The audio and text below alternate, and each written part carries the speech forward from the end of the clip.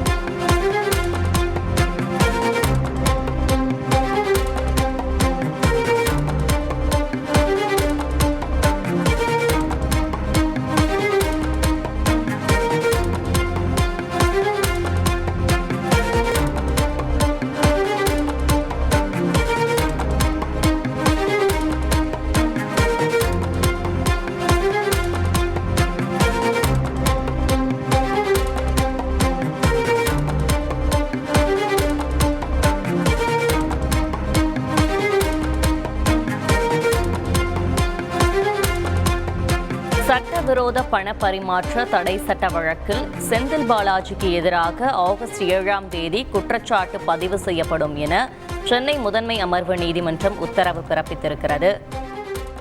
சென்னை முதன்மை அமர்வு நீதிமன்றம் இந்த உத்தரவை பிறப்பித்திருக்கிறது. குற்றச்சாட்டு பதிவை தள்ளி வைக்க கோரி முன்னாள் அமைச்சர் செந்தில் பாலாஜி தொடர்ந்த மனு மீது உத்தரவு பிறப்பித்திருக்கிறது. ஆகஸ்ட் 7ஆம் தேதி செந்தில் பாலாஜியை நேரில் ஆஜர்படுத்த உத்தரவு பிறப்பித்திருக்கிறது. இது பற்றின முக்கிய செய்தியை நாம் தற்பொழுது பார்த்துக் கொண்டிருக்கிறோம்.